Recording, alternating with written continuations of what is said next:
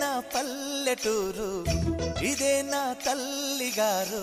మా ఊరి పాడి పంట రాములోరి దీవెనంట.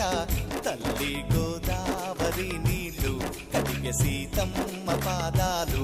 ఊరంతా హాయ్ హాయ్ హాయ్, మనసంతా హాయ్ హాయ్ హాయ్. ఇదే నా పల్లెటూరు, ఇదే నా తల్లిగారు. మా ఊరి పాడి పంట రాములోరి దీవెనంట.